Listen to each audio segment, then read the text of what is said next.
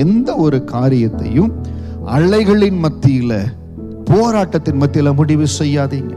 தேவ பாதத்துல கொடுங்க, தேவ சமூகத்தில் ஒப்பு கொடுங்க. அவர் உங்களை தேற்றி சரியான முடிவை நடத்துகிற பொழுது அது உங்களுக்கு ஆசீர்வாதமா இருக்கும். நீங்கள் எருசலேமிலே தேற்றப்படுவீர்கள்.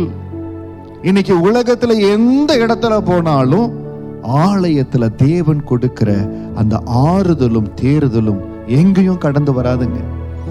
ஆலயத்துல போய் நீங்க தேவ சமூகத்துல அமர்ந்து, ஆண்டவரே என்னோட பேசும், அலைகள் அடங்கி போகட்டும், புயல்கள் அடங்கி போகட்டும், உம்முடைய ஆறுதலும் தேறுதலும் எனக்கு கடந்து வரட்டும். ஆண்டவரே சரியான முடிவுகளை நான் எடுக்கணும், சரியான பாதையில் நான் போகணும். ரொம்ப அவசரப்பட்டு எந்த இடத்துல அவசரப்பட்டு முடிவெடுக்காதீங்க.